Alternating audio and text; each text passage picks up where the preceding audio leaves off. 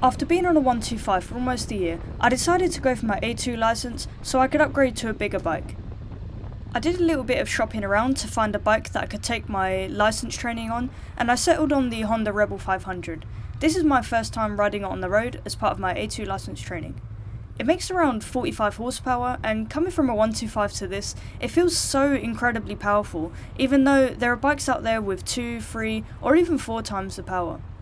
But it shocked me how easily this thing gets up to 70 miles per hour, especially since that was around the top speed on my old bike, and it probably took me around 30 seconds to get there. My CBF 125 is around 11 horsepower, so this is a lot more powerful. I think what makes a huge difference as well is that getting from around 40 to 60 on a 125 takes ages, but because that's nowhere near the limit of what this bike can do, it can do it in just a few seconds, so things like overtaking becomes easy, whereas previously I basically wouldn't be able to overtake. The seating position is also very different from my CBF. The Rebel is very low to the ground and your feet are placed directly beneath you. Rather than being high up on the bike like I'm used to, it feels like I have to reach much further forward to reach the handlebars. This didn't really feel comfortable at the start, but I've played with a few different seating positions and I think I've got it down now. I might still change the handlebars, get some that are a little bit more swept back just to make it a bit more comfortable for me. I only have short arms and short legs, so reaching forward for long periods of time is not the most comfortable, but that might only be because I've ridden it a couple of times. I watched a lot of reviews before buying it, and one of the main complaints was about the brakes, but my old bike is my only real point of reference, so the stopping power on this bike feels immense to me. I don't have any complaints with the braking performance. I haven't tried it in the rain yet, but I have tried it on my Mod 1 for things like emergency stops and controlled stops, and I really didn't have any issues with it. It's got a single disc front and rear. You might expect it to have 2 discs up front. I think Honda probably missed a trick on that one, but like I say, I haven't found it to be too much of an issue yet. The main thing that blows my mind coming from a 125 to this is just the power. I've barely opened the throttle on it, and I've got it up to around 75 with barely any issues. The top speed of this bike is around the 90s, and it definitely felt like it had a lot more to give. It doesn't have a rev counter or a gear indicator, so I find it really hard to know what gear I'm in. I think I had it in too low a gear at first because it was vibrating quite a lot, to the point where I couldn't even see out of my mirrors. But after shifting up, it seemed to calm down, so I was probably just revving it a bit too hard.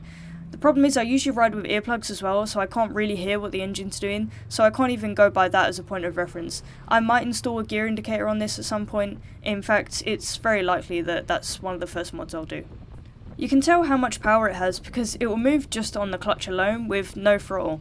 On a 125, you have to keep the revs quite high to keep it from stalling, especially when you're moving off from traffic lights and things like that, but on this you don't.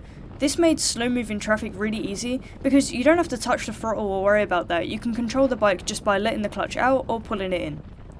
At first I was a little bit intimidated by the weight of it, but I find that it really isn't an issue.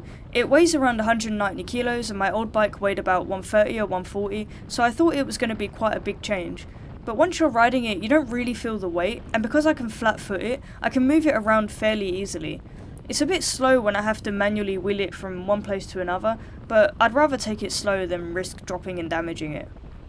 I bought the bike second hand, so it has a few mods that I don't really like, such as different indicators and a different headlight. I'm probably going to replace these at some point, but I have some other mods in mind first. I think the first thing I'll do is to buy this grille that goes over the headlight, just to give it a bit more of an aggressive look, and maybe some fork gaiters too. An exhaust isn't actually on the top of my list, since I think the stock exhaust looks and sounds pretty good. It definitely sounds a little bit restrained with the stock exhaust on, but after having a loud exhaust on my 125, I'm a little bit over it to be honest, so I'm just enjoying the quiet sound for now. I'm not sure if there's much in the world that can beat that big bike feeling, but it feels great to finally be off of the 125 and onto something a little bigger. I can't ride it properly yet, I can only ride it during training because I don't have my license yet and I'm not insured to ride it if I'm not being followed by an instructor. But hopefully over the next few months, once I get all that sorted out, I'll be able to sell the 125 and make this my main bike. I can't wait to make more videos on this bike, it is a fantastic one. I'll keep you guys updated on the process. Next up I have to take my Mod 1, hopefully I pass that and it's one step closer to getting my A2 license and then being able to ride this bike. This bike doesn't have to be restricted for the A2, it's already within the power limitations, so you can just ride it as is, which is really cool. Let me know if you guys have any ideas in terms of mods. I want to keep that kind of classic cruiser look, so things like the LED indicators that the last person put on there I'm not really a huge fan of. I think it ruins the look a little bit, so things like that I'm going to look to replace. But what would you guys do first to this bike? Let me know. I look forward to making more videos on it, and hopefully you guys look forward to seeing them. In the meantime, safe riding, and I'll catch you guys in the next one.